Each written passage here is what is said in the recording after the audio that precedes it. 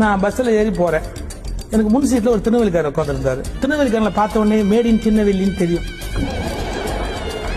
Brand கண்டுபிடிச்சிட்டேன், Tirunelveli product அப்படின்னு தெரிஞ்சுட்டு இருந்தான். இப்போ கண்டக்டர் இங்கேருந்து வந்தாரு. வந்துட்டு சில்லறை கேட்டு வர்றாரு. அப்போல்லாம் 40 பைசா மந்தவெளியிலேருந்து பாரிஸுக்கு, அவ்வளோதான் அது. அவருக்கு கேட்குறாரு ஒவ்வொருத்தருக்கா. இவர் ஒரு 10 ரூபா நோட்டு எடுத்து கொடுத்தாரு. கண்டக்டருக்கு 40 பைசாவுக்கு 10 ரூபா நோட்டு கொடுக்கறதுக்கே ஒரு பாண்டிய நாட்டு வீரம் வேணும். கண்டக்டர் 10 ரூபாய் வாங்கி உள்ள போட்டுக்கிட்டு சில்லறை இல்லையே, சில்லறை இல்லாட்டி இறங்கிய அப்படின்னு. அவர் கேட்டார், சில்லறை இல்லாட்டி இறங்கினா நீங்க தான் இறங்கணும்.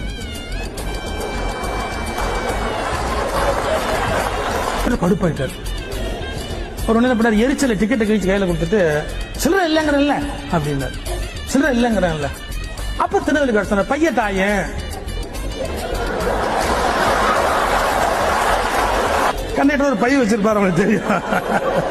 நான் சில்லறை இல்லைங்க, நீ பையத்தான் கேட்கறேன்னு நம்ப முடியல அவனால. அவனுக்கு எவ்வளவு கொழுப்பியா அவனுக்கு அப்படி சடிக்க வர்றாரு ஒருத்தர். நான் சில்லறை இல்லைங்க, பையத்தான் கேட்கறேன்னு அப்படின்ட்டு. என்ன இப்படி கோவப்படுது, நான் என்ன கேட்டுட்டேன், இதுக்கே இப்படி கோவப்படுது, பையத்தான் தானே கேட்டேன் அப்படிங்கிறாரு அவர். என்ன வெளிக்காரு, பையனா எங்க ஊர் பக்கத்துல மெதுவா, இப்ப ஒன்னும் அவசரம் இல்ல, பைய தாயானா நீ ஹைகோர்ட் வந்ததுக்கு அப்புறம் கொடு அப்படின்னு அர்த்தமே ஒழிய உன் பையன் அவர் கேட்கிறாருன்னு அர்த்தம்.